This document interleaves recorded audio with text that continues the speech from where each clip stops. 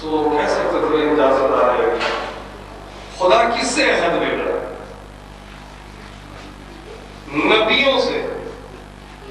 ابراہیم اور اسماعیل وہ نبی جو خلیل ہے اللہ کا.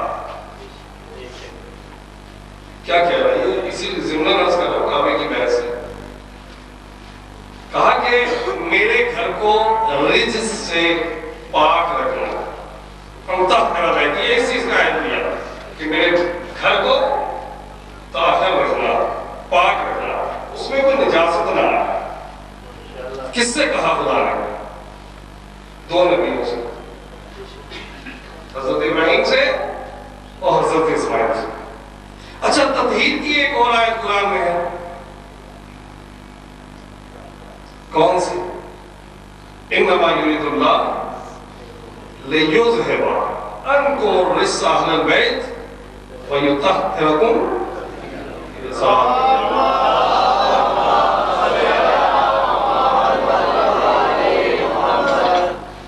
بعض لوگ ترجمہ کرتے ہیں یہاں پر کہ اہل بیت رسول اللہ نے فیصلہ کیا آپ سے رجس کو دور کریں. یہ تو ترجمہ ہے ہی غلط. اللہ نے یہ فیصلہ کر لیا تھا کہ آپ سے رجس کو دور رکھے جیسا رکھنے کا حق ہے. اب دو جگہ پر طہارت ہے. ایک طہارت کعبے کی جس کی ذمہ داری نبیوں کے پاس، اور ایک طہارت اہل بیت کی جس کی ذمہ داری اللہ کے پاس. عجیب منظر ہے. ایک طہارت کعبے کی جس کی ذمہ داری نبیوں کے پاس کہ خبردار تم کعبے کو تطہیر رکھنا، اس کی تطہیر کا خیال کرنا. یہاں پر لوگوں نے آ کے طواف بھی کرنا ہے اور سجدہ بھی کرنا ہے، رکوع بھی کرنا ہے، عبادتیں کرنی ہے. یہاں پر کعبے کو بچا کے رکھنا ہے. کیا منزلت ہے اہل بیت. ان کی طہارت کی ذمہ داری اللہ اپنے سپرد کر رہا ہے کہ میں نے یہ فیصلہ کر دیا، اور ادھر نبیوں کی ذمہ داری سونپ دی کہ کعبے کو طاہر رکھنا، پاک رکھنا اس کو. اب دنیا نے دیکھا کہ کعبے میں بت آئے کہ نہیں آئے؟ آئے نا بت. تو کہاں گئی طہارت؟ بت نجس نہیں ہے. بس یہی فرق ہے. جس کی ذمہ داری اللہ نے نبیوں کو سونپی وہاں پر تو لوگوں نے دیکھا نجس چیزوں نے دخول کر لیا، لیکن جس کی ذمہ داری اللہ نے اپنے اوپر لے لی، اب دنیا لاکھ کوشش کرے، دنیا لاکھ کوششیں کر کر کے تھک جائے، لیکن دامن اہل بیت میں دھبا نہیں ڈھونڈ سکتے. یہاں پر سوال کیا جاتا ہے انما یرید اللہ لیذھب عنکم الرجس اہل البیت، کہ اللہ نے آیت اتاری ہے تو رجس میں نے عرض کیا تھا پچھلے سال. اس میں ایک زیرک نقطہ ہے، صرف غور کر کے انشاءاللہ بحث کی طرف آ رہا ہوں کہ آیت تطہیر میں اللہ نے جو کہا ہے کہ آپ سے رجس کو دور رکھیں، تو کتنا یہ سوال دوسری طرف سے کیا جاتا ہے کیا کہ اہل بیت کو رجس سے یا رجس کو اہل بیت سے کتنا دور رکھنا. ہمارے پاس تو کوئی پیمانہ نہیں ہے. اور دور کی تعریف آپ سب جانتے ہیں کہ یہ ہاتھ ہے میرا سپیکر سے، یہ انگلی کتنے فاصلے پر بھی ہو تو میں یہ کہوں گا کہ میری انگلی سپیکر سے ایک سوتر کے فاصلے پر دور ہے. تو کتنا دور ہے؟ ایسا تو نہیں لوگ اعتراض کریں، ایسا تو نہیں کہ ان کے گھر کے باہر ہے، گھر کے اندر نہیں. تو کوئی تو کلیہ قاعدہ ہمارے پاس ہونا چاہیے کہ جس سے ہمیں یہ پتہ لگے کہ اہل بیت سے رجس کتنا دور ہے. دیکھیں انبیاء آئے، ہر نبی یہ کہتا رہا کہ قیامت قریب ہے. سنتے آ گئے علماء بھی آپ کو بتاتے ہیں، ہر نبی نے بتایا قیامت قریب ہے، قیامت قریب ہے، قیامت کب تک. کانوں میں بھی درد شروع ہو گیا قیامت قریب. مولوی کی بات تو یہی کہتا ہے قیامت آنے والی. 1400 سال گزر گئے، قیامت قریب ہے، قیامت قریب ہے. قیامت آئی اور ابھی بھی نہیں پتا کب تک آئی. کوئی معین نہیں کر سکتا قیامت کو. کوئی متعین نہیں کر سکتی، اتنی قریب۔ اب اتنے 100 سالوں بعد یا 1000 سال بعد قریب جو تھا نہیں آیا ابھی تک، تو جس خدا کا قریب اتنا دور ہو، جس خدا کا قریب اتنا دور ہو، اگر وہ یہ کہے کہ اہل بیت رسول میں نے آپ سے اس کو دور رکھا، ہے آپ کے پاس پیغمبر؟ ماشاءاللہ ماشاءاللہ، یہ ہے مقام اہل بیت، مقام اہل بیت، اور یہی مقام حضرت ابو الفضل العباس اہل بیت میں شامل۔ میں نے عرض کیا تھا کہ ان کے القابات پہ روشنی ڈال رہا تھا، آج ایک اور مسئلے کا جواب بھی دینا ہے۔ اس سے پہلے ایک بات عرض کر دوں، ایک لقب میں نے ان کے آپ کے سامنے بولا تھا، ظہر الولایہ، ولایت کی کمر۔ یہ چھوٹا لقب ہے، امامت کی کمر، یہ ان کا لقب ہے۔ کس کا؟ غازی کا۔ مولا حسین نے یہ جملہ کہا، اسی سے ملتا جلتا جملہ تاریخ میں ایک اور جگہ پر ملا۔ جب جناب جعفر طیار کی شہادت ہوئی، اور یہ جناب جعفر طیار کو طیار کہا جاتا ہے، حضرت ابو الفضل العباس کا لقب بھی طیار ہے۔ ان کے بھی 2 بازو قلم ہوئے، مولا غازی عباس کے بھی 2 بازو قلم ہوئے۔ ان کی شہادت پر مولا علی علیہ السلام نے ایک جملہ کہا، کیا؟ الان انفصم ظہری، اب میری کمر کھل گئی، جوڑ کھل گئے۔ لیکن کیا منزلت ہے ابو الفضل العباس، وہ بھی بڑا جملہ ہے مولا کائنات نے فرمایا، کیا الان انفصم ظہری، میری کمر کھل گئی، یعنی جس سے دھچکا لگ رہا ہے اسلام کو، جس کی شہادت سے۔ لیکن قربان جائے ابو الفضل العباس آپ کی عظمت پر، کہ جب آپ نے آواز دی تو امام نے ایک ہی جملہ کہا، عباس الان انتصر ظہری، عباس اب میری کمر ٹوٹ گئی۔ یہ آیا امام یہ عام جملہ کہہ رہے تھے، ولایت کی کمر ٹوٹ گئی، امامت کی کمر ٹوٹ گئی۔ شخصیت ابو الفضل العباس ہمارے ادراکات سے بہت بالا ہے، ہماری سوچ میں ان کی فضیلت نہیں آ سکتی۔ ایک جملہ اکثر لوگ پڑھ دیتے ہیں، تاریخ کا یہاں پر فریب سمجھ لیں، چکر سمجھ لیں کہ جو تاریخ میں گھسیٹ دیا گیا ہے، وہ یہ ہے کہ شبر کا، اس ملعون کا کوئی رشتہ تھا جناب محمد، اور شب عاشور یہ امان نامہ لے کر آیا تھا حضرت ابو الفضل العباس کے لیے اور ان کے بھائیوں کے لیے۔ جہاں تک امان نامہ لانے کی بات ہے وہ درست تھی، لایا گیا تھا، اس کی بھی دلیل دوں گا کیوں لایا گیا تھا۔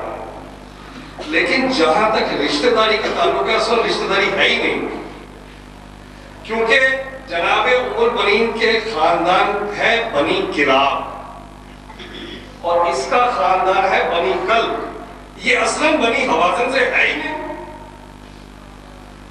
انہوں نے چال چلی، اہل بیت کے گھرانے میں 4 علی تھے، کتنے؟ 4 علی، جن کی شجاعت کا یعنی انتہائی نہیں تھی، کہ اگر وہ 4 اکٹھے ہو جاتے کربلا کے میدان میں تو دنیا دیکھتی کربلا کا نقشہ ہی بدل جاتا۔ لیکن کیوں؟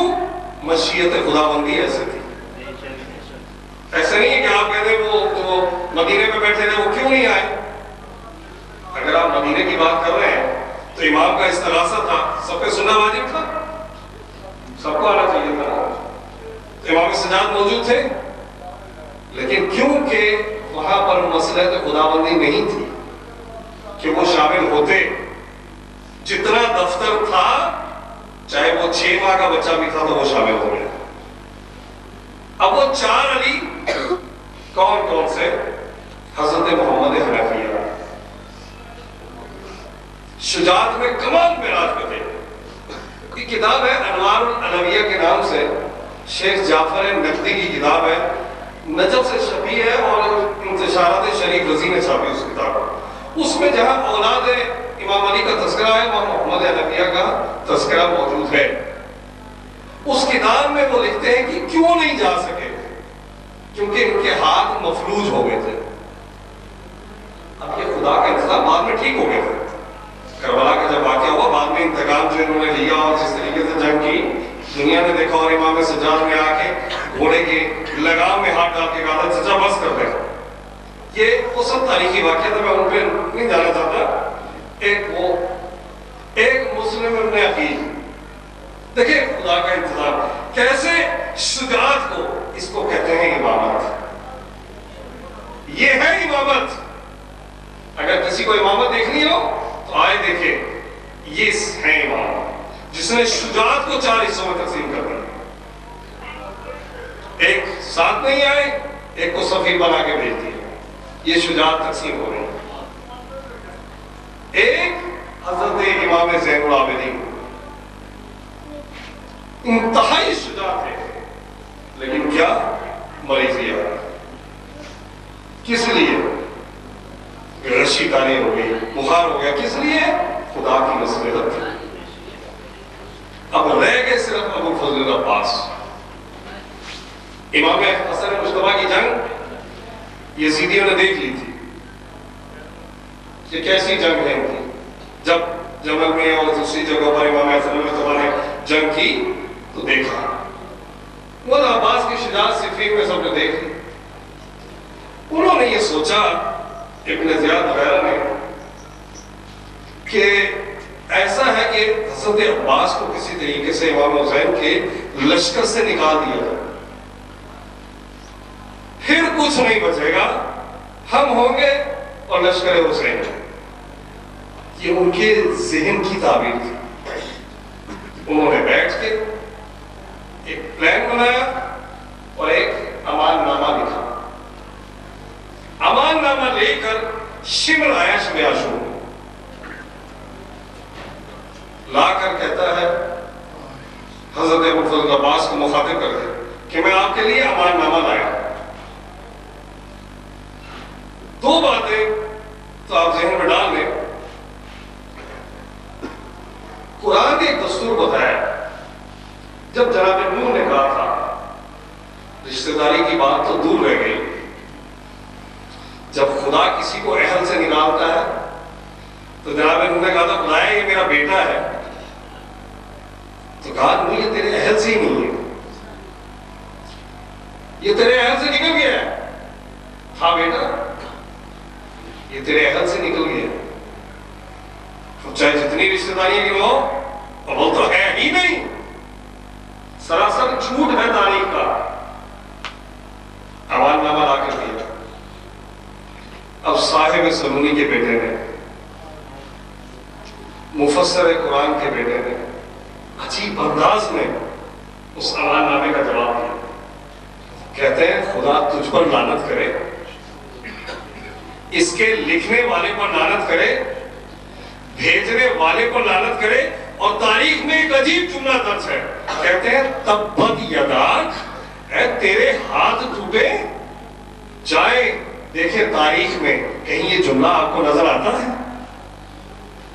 یہ مفسر قرآن کا بیٹا آج شب عاشور کو حضرت عباس کی زبان سے یہ جملہ نکلا، تبت یداک ہے بنو تیرے ہاتھ ٹوٹے. اور ادھر قرآن میں ہم نے دیکھا، ہمیں ایک صورت نظر آئی، تبت یدا ابی لہب وتب. یہ ہے مفسر قرآن کا بیٹا، آج تفسیر دکھا رہا. انداز خطابت دیکھیں حضرت ابو الفضل عباس کا، وہیں پر جواب دے دیا تجھ پر لعنت، بھیجنے والے پر لعنت، لکھنے والے پر لعنت. تو کیا سمجھتا ہے کہ میں تیرے امان نامہ لے کر حسین کو چھوڑ دوں؟ مجھے میرے بابا نے مانگا ہی اسی رات کے لیے تھا، اس جگہ کے لیے تو مجھے میرے بابا نے مانگا تھا. حضرت ابو الفضل عباس کی جلالت، عظمت، علمیت کون جان سکتا ہے؟ ایک عالم دین نے تقریر کرتے ہوئے ایسے ایک جملہ کہہ دیا کہ مجھے فقہ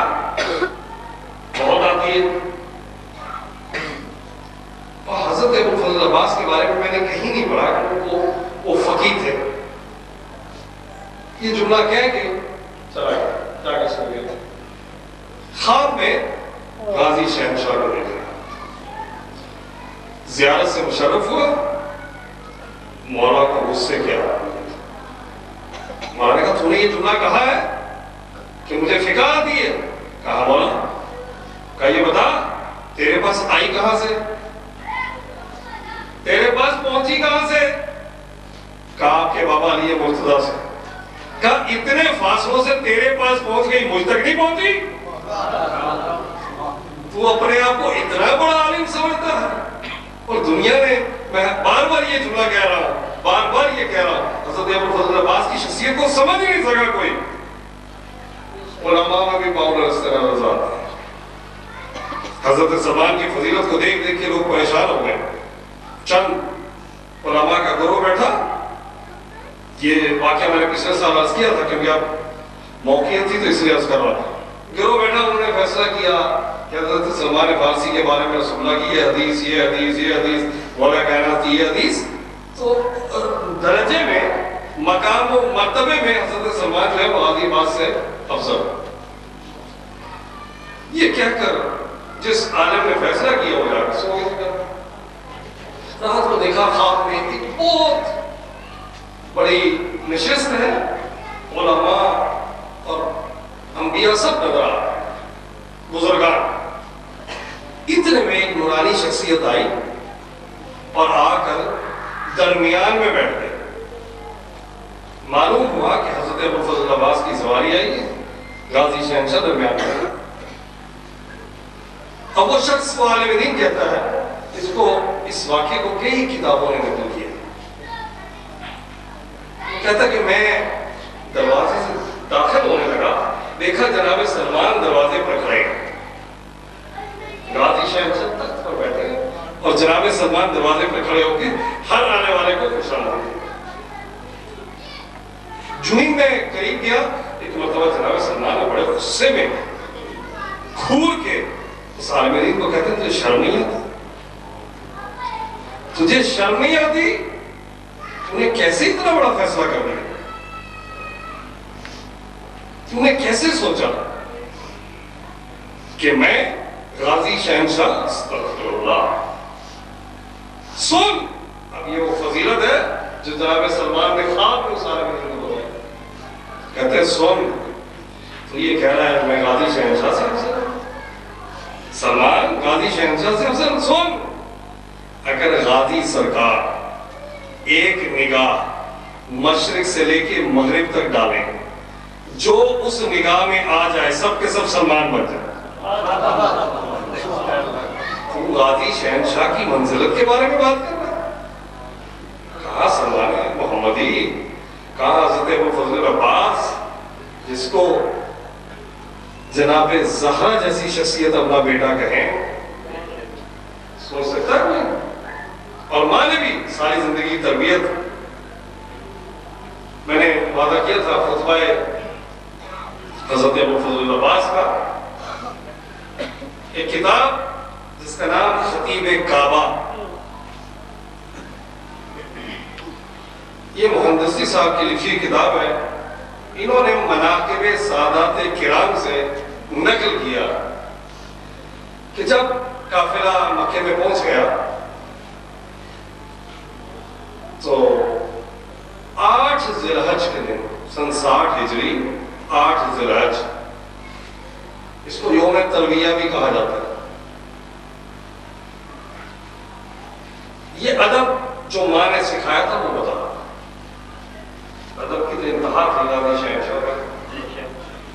وہ ایک شاعر نے کیا خوبصورت جملہ کہا تھا کہ عباس انکسار کی ایسی کتاب ہے، عباس انکسار کی ایسی کتاب ہے جس کے ورق پہ بھائی کو آقا لکھا گیا۔ یہ ادب تھا مولا غازی کا، ہمیشہ کہا آقا آقا۔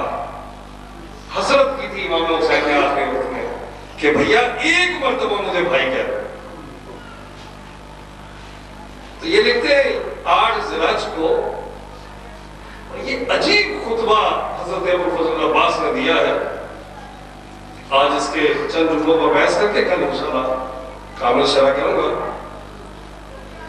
کہتے ہیں کہ امام سے آ کے کہتے ہیں مولا عباس کیا کر مجھے اجازت دیں, اب تو ہم نکل رہے ہیں یہاں سے, تو میں ایک خطبہ دوں اور ان کو بتاؤں آپ کی شخصیت کے بارے میں. اب اس خطبے میں جملات دیکھیں اور غازی شہنشاہ کا ادب دیکھیں. مولا عباس خانہ کعبہ کی چھت پہ کھڑے ہو اور کھڑے ہو کر خطبہ دے رہے. ایسا خطبہ ممبر سلونی کا بیٹا ہی دے سکتا.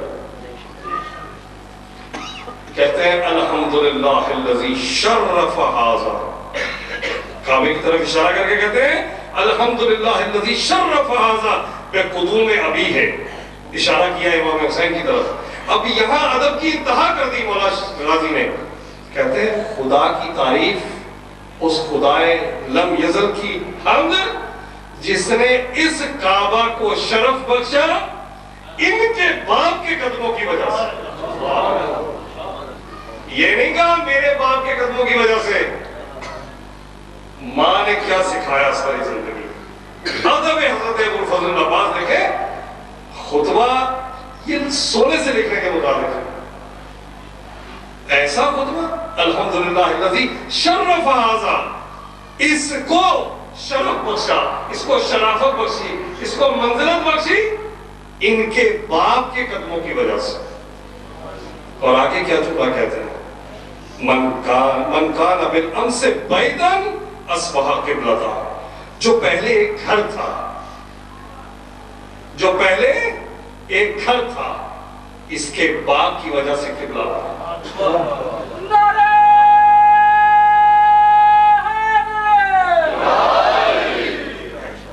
یعنی اور آگے ایک عجیب جملہ مولانا نے جو خطبہ دیا کس کے درمیان دیا؟ خانہ کعبہ کی چھت پہ کھڑے ہو کے خطبہ دیا کس کے درمیان دے رہے تھے؟ اب جملہ سنیے گا مولانا. ایھا الکفرۃ الفجر, اے بڑے کافروں, اے بڑے فاجروں, اتصدون طریق البیت لے امام بنانا, تم اس بیت کو, اس امام کو اس بیت تک جانے سے روک رہے ہو. کن کو مخاطب کر رہے تھے حضرت غازی شہنشاہ؟ تم کیا سمجھتے ہو کہ تم اس بیت کے نزدیک ہو؟ یہ خانہ کعبہ تمہارے لیے ہے. من ہوا حق کو من سائر البریہ ومن ہوا ادنی بہی, کون ایسا شخص ہے, لاؤ تو صحیح, جو اس کائنات میں سزاوار تر ہو اس شخصیت سے زیادہ کعبے کے پاس, اور کون کعبے سے زیادہ نزدیک ہے. یہ ادب جناب ام المؤمنین نے سکھایا. شخصیت ام المؤمنین یہاں سے پہچانے. ساری زندگی, باقی تو انشاءاللہ کر دوں گا, ساری زندگی جناب ام المؤمنین علیہ السلام نے حضرت عباس کی تربیت بڑے عجیب انداز میں کی. اٹھتے بیٹھتے یہ سکھایا کہ دیکھ تجھے حسین علیہ السلام کے لیے مانا. اور ادھر مولا کائنات نے بھی جب 21 رمضان کو بلایا تھا غازی شہنشاہ کو, تو یہی کہا تھا کہ بیٹا اگر تم مشرقہ میں داخل ہو جاؤ پانی میں تو دیکھنا کہ میرے حسین کا خیال کرو. میرے حسین پہ اگر وقت آ جائے تو اس کا ساتھ دے گا. یہ تربیت تھی جناب. ایک دن مولا کائنات مسجد میں بیٹھے, اتنے میں امام حسین علیہ السلام کے ساتھ بیٹھے, جناب قبر پہ بیٹھے, مولا عباس کم سن تھے بہت. اتنے میں مولا حسین کی آواز آئی, بابا مجھے پیاس لگی. مولا کائنات نے جناب قمر سے کہا, قمر جاؤ اپنے آقا کے لیے پانی کی سبیل کرو. کمبر اٹھے اور ادھر سے کیا محبت کیا الفت ڈالی ہے. غازی شہنشاہ فوراً اٹھے اور تیزی سے دوڑتے ہوئے گھر پہنچے. جب گھر پہنچے تو ماں نے دیکھا چہرہ سرخ ہو گیا ہے. بہت تیزی سے بھاگتے ہوئے گھر آئے تو ماں نے کہا بیٹا کیا بات ہے؟ کہا اماں بس جلدی سے ایک جام پانی کا بھر کے میرے سر پہ رکھ دو. کہا بیٹا بات کیا ہے؟ کہا اماں آقا حسین نے پانی مانگا, بابا نے کمبر کو کہا اور میں نہیں یہ چاہتا کہ کمبر مجھ سے پانی پہلے لے کر پہنچے. جناب غازی شہنشاہ کے سر پر وہ جام رکھ دیا جناب عمر برین نے.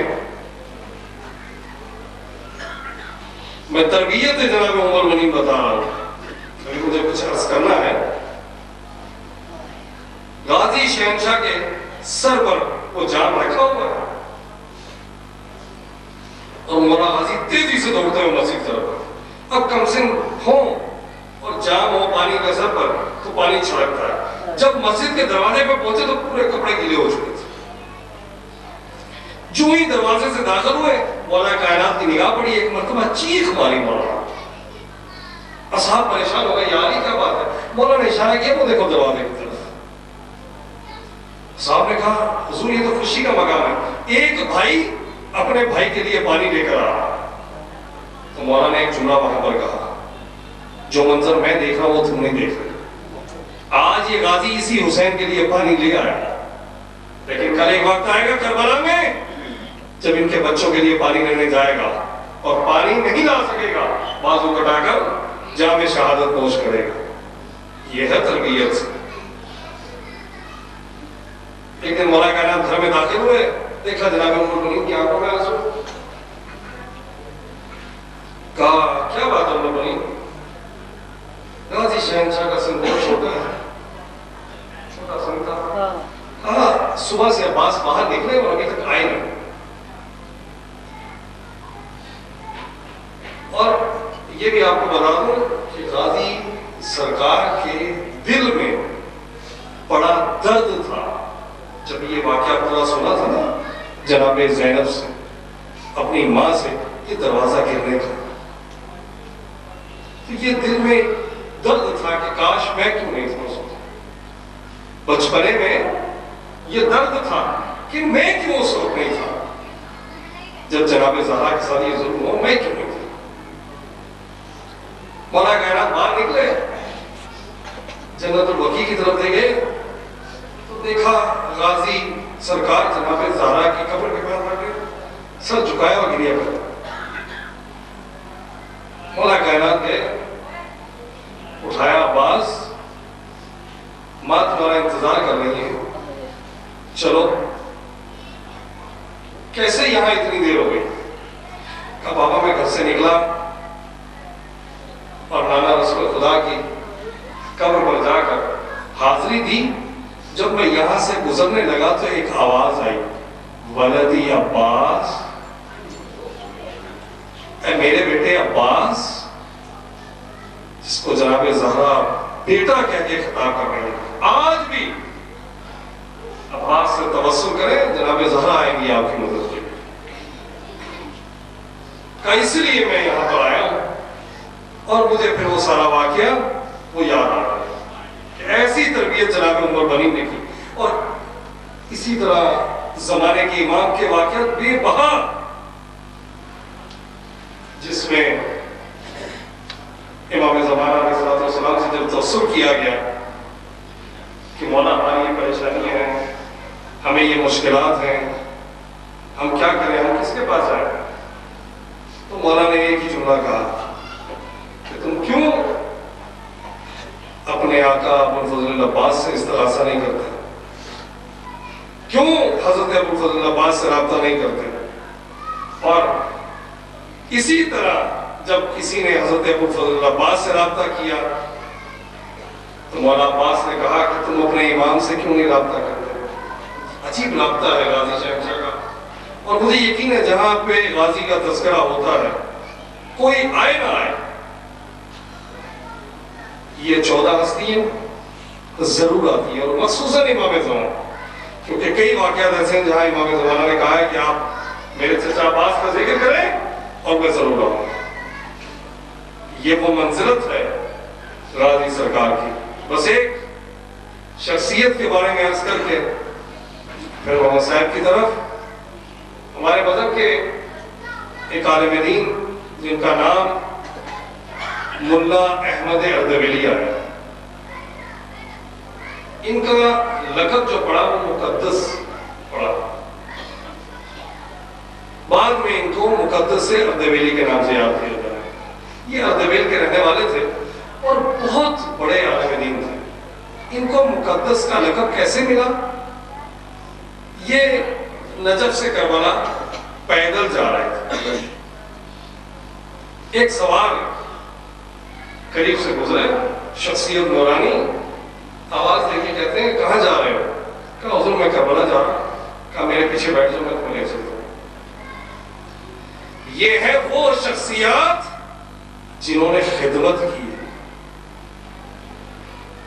شیخ طوسی جب مولا کائنات کے روزے پہ گئے، میں نے پہلے عرض کیا تھا کہ شیخ طوسی جب مولا کائنات کے روزے پہ گئے تو مولا نے کہا شیخ میرے روزے پہ نہ آیا کر،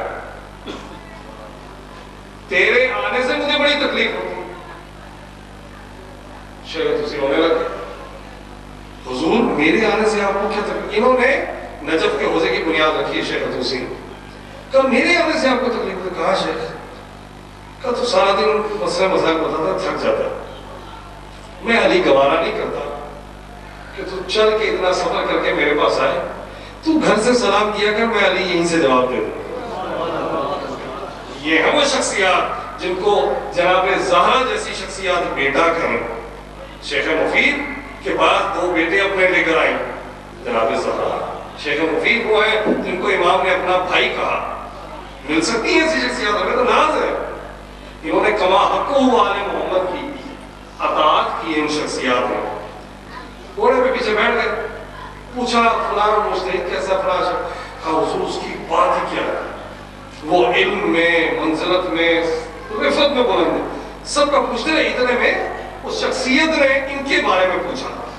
کہتے یہ بتاؤ ملا احمد اردبیلی کیسا ہے؟ کہا وہ ٹھیک نہیں ہے. شخصیت نے کہا وہ کیوں ٹھیک نہیں ہے؟ تو سب کی تعریفیں کرتا رہا، اس بندے خدا کا کیا قصور؟ اس کی بھی تعریف کرتا ہے. ہر عالم دین کا تو بتا رہا ہے اتنی بڑی شخصیت، اتنی بڑی شخصیت. میں نے اس کا پوچھا تو نے کہا ٹھیک نہیں. کہا جی وہ ٹھیک نہیں ہے. کہا کیوں؟ کہا جس کو یہی نہیں پتا اس کے امام اس وقت کہاں ہے، وہ کیسے بڑی شخصیت ہو سکتا ہے؟ رائے کجنوتی محمد علیہ محمد بلند تر صلوات.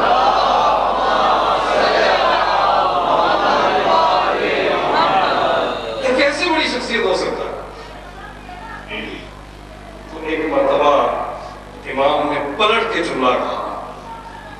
کہتے ہیں مقدس کے تقدس کے لیے اتنا ہی کافی ہے کہ وہ اس وقت امام کے پیچھے سواری کر رہا. یہ وہ شخصیت ہے جن کا واقعہ میں عرض کرنے جا رہا ہوں. میں نے پہلے اس لیے بتایا کہ مقدس کا لقب ان کو ملا کیسے. میر علام ان کے ایک شاگرد ہیں، نجف میں ان کے ساتھ درس بھی پڑھتے تھے اور ان کے ساتھ رہا کرتے تھے. حجرے کے بعد دوسرا حجرہ میر علام کا تھا. بعد میں ان کے بعد یہ میر علام بہت بڑی شخصیت بنے اور اپنے زمانے کے مجتہد تھے. میر علام نے نقل کیا اس واقعے کو اور آیت اللہ مقدس اردبیلی کے کہنے پہ کہ اعلیٰ نے کہا تھا کہ جب تک میں زندہ ہوں اس کو کسی سے نقل نہ کرتا. زندگی کے بعد نقل کیا اس کو. کہتے ہیں میر علام کہتے ہیں کہ رات کا ٹائم نصف شب ہو چکی تھی. کہتے ہیں مجھے کھڑکنے کی آواز ہے حجرے سے مقدس اردبیلی کی. کہتے ہیں میں نے دیکھا کہ حضرت آقا اٹھے اور کمر پوری جھکی ہوئی تھی ان کی. بزرگ شخصیت تھی. کا دروازہ کھلا اور نکل پڑے. کہہ رہے میں پیچھے پیچھے یہ کہاں جا رہا ہے، دیکھو تو صحیح. یہ راز ہوتے ہیں جب وہ نہیں چاہتے بتانا، اور جب ٹائم ہوتا تو خود پتا لگتا. یہ مقدس اردبیلی آ گیا کہ میر اللہ کہتے میں چھپتا ہوا پیچھے سے جاتا کیا اللہ مجھے دیکھ نہ لے گئے. کہا مولا کائنات کے دروازے کے سامنے پہنچے اور کھڑے ہو کر ایک فریاد کی, استغاثہ کیا. کہتے میرے کانوں میں مقدس اردبیلی کے رونے کی آواز آئی. کہتے جب یہ آواز آئی کہتے میں دور کھڑا تھا, میرے پاؤں کسی نے جکڑ لیے, میں اپنی جگہ سے ہل نہیں سکا. کہا نہ میں ہل سکتا تھا, میں صرف دیکھ رہا تھا ہو کیا رہا. کہا اتنے میں جب ان کی آنکھوں سے آنسو جاری ہوئے وہ گر گرائے, کہا میں نے اپنی آنکھوں سے دیکھا کہ تالا کھلا اور گر گیا مولا کے حرم کا. اب بھی دروازہ بند کر دیا جاتا ہے, کربلا میں 24 گھنٹے کھلا رہتا ہے لیکن مولا کے حرم بند کر دیا جاتا ہے. کہا تالا کھلا اور گر گیا, دروازہ کھلا اور اندر سے ایک آواز آئی. مقدس اردبیلی پریشان نہ ہو, اندر آیا. یہ وہ ہیں جن کا ارتباط تھا معصومین سے. مقدس اردبیلی اندر گئے, دروازہ بند ہو گیا. میرے نام کہتے ہیں میں کھڑا رہا. کافی دیر گزرنے کے بعد مقدس اردبیلی باہر آئے اور عجیب کام کیا. مقدس اردبیلی نے نجف سے کوفہ چل پڑا. اس زمانے میں اب تو جیسے لاہور سے شیخوپورہ ملا ہوا بالکل, اب تو نجف اور کوفہ بھی مل گیا, لیکن ایک زمانے میں نجف سے کوفہ کا 11 کلومیٹر کا سفر تھا. کہتے ہیں میں نے دیکھا یہ کوفے کے رستے میں چڑھ پڑے ہیں اور یہ بزرگوار کوئی آ کے کوئی ایسی حرکت کرتے, کہا میں پیچھے پیچھے ان کے ساتھ چل رہا. کہا مقدس اردبیلی مسجد کوفہ پہنچے اور میں نے باہر سے اندر جانے کی کوشش کی تو میرے پاؤں روک لیے گئے. میں نے کہا اب میں زور لگا رہا ہوں, ہل نہیں پا رہا. کہتے مقدس اردبیلی اندر داخل ہوئے. دور سے میں نے دیکھا کہ مقام ابراہیم پر ایک نورانی شخصیت, نوری نور بیٹھے ہیں اور مقدس اردبیلی چلتے ہوئے 2 زانو ہو کر ان کے سامنے جا کے بیٹھ گئے. کہتے میں باہر مجھے صرف آوازیں آ رہی تھی, نام نام. تھوڑی دیر بعد 20-25 منٹ گزرے. کہہ رہے مقدس اردبیلی اٹھے, مسجد کوفہ سے نکلے واپس نجف کی طرف. اب میں پریشان ہوں, یہ کیا ہو رہا ہے؟ یہ بزرگوار شخصیت رات کو ادھر جا رہی ہے, ادھر آ رہی ہے, یہ کیا ہو رہا ہے؟ کہہ رہے میرے سمجھ میں کچھ نہیں آ رہا. کہا مسجد حنانہ رستے میں آتی ہے, اس کے پاس جو ہی پہنچا تو مجھے کھانسی ہوئی.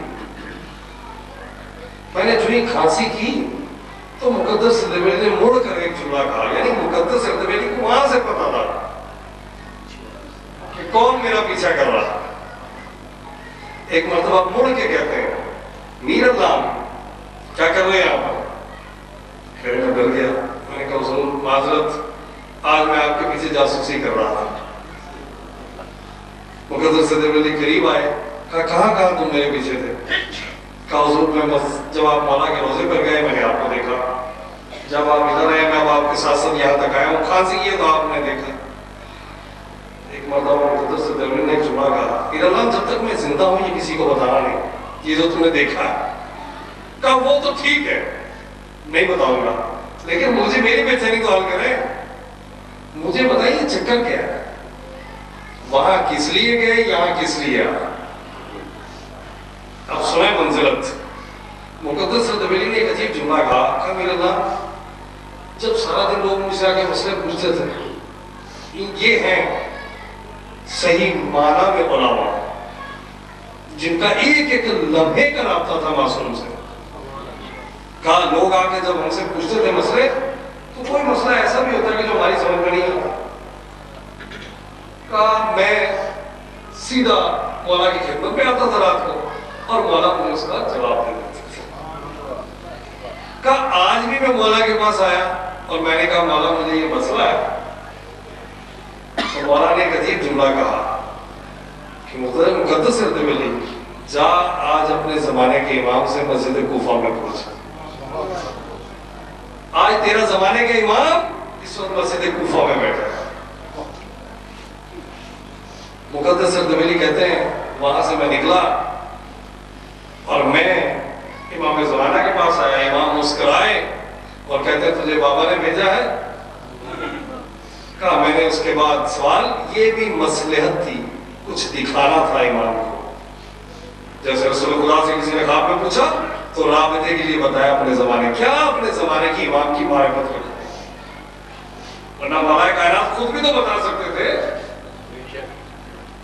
کہا میں آیا اور امام سے مسئلہ دریافت کیا، اب میں واپس جا رہا ہوں، تو وعدہ کرو جب تک میں زندہ ہوں یہ نہیں بتاؤ گے کسی کو، ایک راز ہے۔ کہاں مل سکتی ہیں ایسی شخصیات؟ ڈھونڈنے سے بھی نہیں ملے گی۔ یہ وہ شخصیات ہیں جن کا رابطہ لمحے لمحے کا امام کے ساتھ، کوئی ایسا فعل انجام نہ دینے کی کوشش کرتے تھے کہ جس سے معصوم کے دل کو تکلیف ہو۔ اور ادھر یہ رابطہ معصومین کے ساتھ، اور ادھر ابو الفضل عباس کا رابطہ غازی شہنشاہ کے ساتھ۔ عجیب تربیت کی جناب ام المؤمنین علیہ السلام نے، اور جناب زہرا نے اتنا بڑا خطاب دیا کہ جب میرا بیٹا عباس آئے یا علی تو اس کو کہنا کہ زہرا نے تجھے سلام کہا۔ میں نے آپ کو زحمت دی، ایک وائز جو کربلا میں روزانہ مجالس پڑھا کرتے تھے، ایک دن مجلس پڑھ کر گھر آیا اور سو گئے۔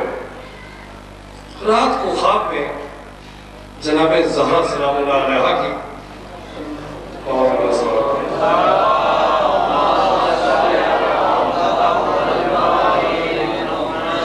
سے مشرف ہوئے تو بی بی نے ایک جملہ کہا کہ شاید تو میرے بیٹے کے مصائب نہیں پڑھتا۔ کہا بی بی روز پڑھتا ہوں۔ کہا نہیں تو میرے بیٹے کی مصائب نہیں پڑھتا۔ کہا بی بی آج ہی پڑھ کے آیا ہوں آپ کے بیٹے حسین کربلا کے۔ کہا نہیں تو میرے بیٹے عباس کے مصائب کو نہیں پڑھتا، جس کو زہرا بیٹا کہنا، یہ سمجھ سکتا ہے اس کی منزلت کو؟ جو بیویوں کا سہارا، لشکر حسینی کی امید تھی غازی شہنشاہ، جب آئے ہیں مولا کے پاس اجازت لینے کے لیے تو غازی شہنشاہ نے ایک جملہ کہا، کیا کہا مجھے میدان میں جانے دے؟ تو امام نے عجیب انداز میں ایک جملہ کہا کہ عباس میں تجھے کیسے جانے دوں، تو میرے لشکر کا علمدار ہے۔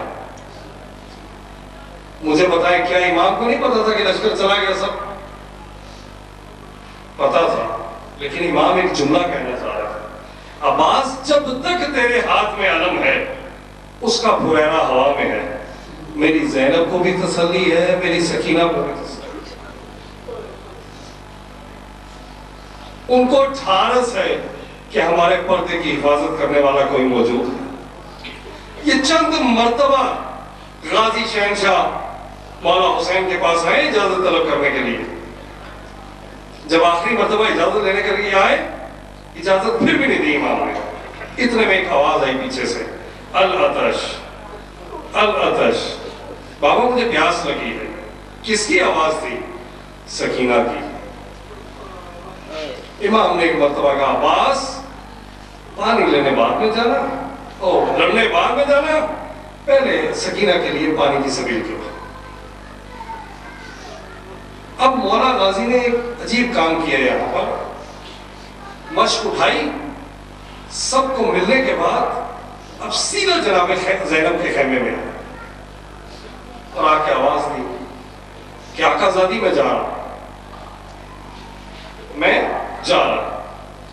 جناب زینب نے کھڑے ہو کر دو جملے کے وہ سنی، کہا بھیا جب میں چھوٹی تھی اور بابا کے پاس بیٹھی ہوئی تھی، ہوا چلی، میرے سر سے چادر سرکی، جو یہ چادر سرکی، بابا نے میرے سر کے بھی بوسے لینے شروع کر دیے، میرے ہاتھوں کے بھی بوسے لینے شروع کر دیے۔ میں بڑی پریشان، میں نے کہا بابا آپ یہ کیا کر رہے ہیں؟ کہا زینب میں ان جگہ کے بوسے لے رہا ہوں جہاں پر رسیاں ڈالی جائیں گی۔ کہا بھیا عباس، میرے ذہن میں ایک بات آئی کہ جس کا عباس جیسا بھائی ہو، کسی کی جرت ہے اس کے بازوں میں رسی ڈالے اور کسی کی جرت ہے اس کے سر سے چادر اتارے؟ عباس میں تصورات کی دنیا میں مدینے سے چلی، میرے ذہن میں یہی خیال، جس کے 18 بھائی عباس جیسے ہوں، کس کی مجال ہے اس کے ہاتھوں میں رسیاں ڈالے؟ میں مکے پہنچی، میرے ذہن میں یہی خیال رہا۔ عباس آج تک میں یہی سوچتی رہی، لیکن اب بابا عباس اب تو اجازت لینے آیا تو اب سن لے، اب مجھے یہ یقین ہے میرے ہاتھوں میں رسیاں بھی ڈلیں گی، میرے سر سے چادر بھی اترے گی۔ عباس بھائی جاؤ خدا کے حوالے۔ بس عجیب انداز ہے، ایک شاعر نے بڑا عجیب جملہ کہا، فرماتے تھے زینب سے، علی ہے میری بیٹی، ایک روز مسلمان تجھے سر ننگا کریں گے۔ زینب نے کہا کون چھوئے گا میری چادر؟ ارے جب تک میرے عباس کے یہ ہاتھ لیں گے۔ بس حضرت عباس میدان جنگ میں نکلے، عجیب جنگ کی ہے مولا عباس نے، میں جنگ نہیں پڑھنا۔ مولا نہر میں اترے، یہاں پر ایک جملہ کہوں گا، مولا علی علیہ السلام کو آواز دوں گا، یا علی، خیبر کا در اکھاڑنا بڑا آسان ہے، یا علی آئیے آج کربلا کے میدان میں اپنے بیٹے کی شجاعت دیکھیں۔ ارے پیاسا دریا پر قبضہ کر کے پھر پیاسا باہر نکل آنا، یا علی آپ کے بیٹے عباس کا کام ہے۔ بس حضرت عباس نکلے کس انداز میں؟ فوجوں نے ہجوم کیا، مولا عباس کا ایک بازو قلم ہوا، دوسرا بازو بھی قلم ہوا۔ اب ایک تیر آنکھ میں لگا، ایک علامہ خطاب کر رہے تھے، تیر آنکھ میں لگنے کی بات کی کہ مولا عباس کی آنکھ میں تیر لگا، مولا کو کچھ نظر نہیں آ رہا تھا، ساتھ میں دوسرے عالم دین بیٹھے ہوئے تھے، کہا جس روایت کی سند نہ ہو وہ مت پڑھا کرو، یہ روایت صحیح نہیں ہے۔ کیسے مولا عباس کی آنکھ میں تیر لگا؟ رات کو خواب میں اسی عالم دین نے مولا کو خواب میں دیکھا اور مولا نے ایک عجیب جملہ کہا، کیا تو اس کربلا میں موجود تھا؟ انہیں دیکھا میرے تیر لگا کہ نہیں؟ اب امام نے عجیب انداز میں کہا سن، جب میری آنکھ میں تیر لگا میں نے زانو سے تیر کو نکالنے کی کوشش کی اور ایک ملعون نے گرز کا وار کیا، گرز میرے سر پہ لگا اور میں گھوڑے سے زمین پر آیا۔ بس یہی طرح میں زہرا نے عالم دین کو کہا تھا کہ تم پڑھ دیتے ہو مصائب، کبھی تم نے سوچا ارے جب سوار گھوڑے سے گرتا ہے تو کس چیز کا سہارا لیتا ہے؟ ارے بازوؤں کا، لیکن میرا بیٹا عباس ارے کیسے زمین پر آیا؟ اجرکم اللہ۔ بس عزیزو ایک مرتبہ مولا عباس نے آواز دی، یا مولا علیکہ منی السلام، مولا میرا آخری سلام قبول کیجئے۔ اب امام چلے حضرت عباس کی لاش پر، لیکن ایک جملہ کہا، عباس الان انکسر ظہری، عباس اب تیرے مرنے سے میری کمر ٹوٹ گئی۔ امام عباس کی لاش پر پہنچے، ایک مرثیہ آپ کو سنانا چاہتا ہوں۔ امام نے عباس کی لاش پر پہنچ کے ایک بڑا عجیب مرثیہ پڑھا۔ امام کہتے ہیں عباس سن، اب تو جا رہا ہے اس دنیا سے تو ایک بات سنتا جا، عباس جو آنکھ تیری وجہ سے چین کی نیند نہیں سوتی تھی نا، جو دشمن، آج وہ آنکھ چین کی نیند سوئے گی۔ لیکن عباس ایک بات سن لے، اب میری زینب کی نیندیں اڑ گئی، عباس اب میری سکینہ نہیں سوئے گی۔ بس عزیزہ مولا نے علم کو اٹھایا، مشق سکینہ کو لیا، ارے خیمے میں آئے، ایک مرتبہ بچی کے بچوں کو اکٹھا کیا، بچوں آؤ میرے چچا عباس آگے ایک جملہ سنانا چاہتا ہوں۔ کہا میرے چچا عباس ایک جملہ سن لیجئے۔ میرے چچا عباس آگئے، جب چچا عباس کا نام سنا سب اکٹھے ہو گئے۔ اب بچی نے ایک عجیب منظر دیکھا، علم آیا ہے، مولا عباس نہیں آئے، وہ آپ سب سنتے رہتے ایک جملہ سنانا ہے۔ مولا سے پوچھتی ہے بچی، بابا آپ سب کا لاشا، یہ جملہ آپ کو سنا رہا ہوں۔ مولا بی بی بچی نے کیا جملہ کہا؟ اے بابا آپ سب کے لاشیں اٹھا کر خیمے میں لے کر آئے، ارے میرے چچا کا لاشا کیوں نہیں لائے؟ اب امام نے نہیں بتایا کہ تیرے چچا کی کیا حالت تھی۔ امام نے ایک جملہ کہا، بیٹی سکینہ میں بوڑھا ہو گیا ہوں، ارے میری کمر جھک گئی، چچا کا لاشا نہیں اٹھتا۔ جو یہ جملہ سنا بچی دوڑی خیمے کی طرف اور کہا امتی زینب، اے بوبی زینب چلو چلے مقتل میں، بابا سے چچا کا لاشا نہیں اٹھتا، ارے چلو ہم چچا کا لاشا۔ رحمت اللہ علیہ وسلم ظالمین وسیعلم الذین ظلموا انہم ظالمون۔ مقبول حسین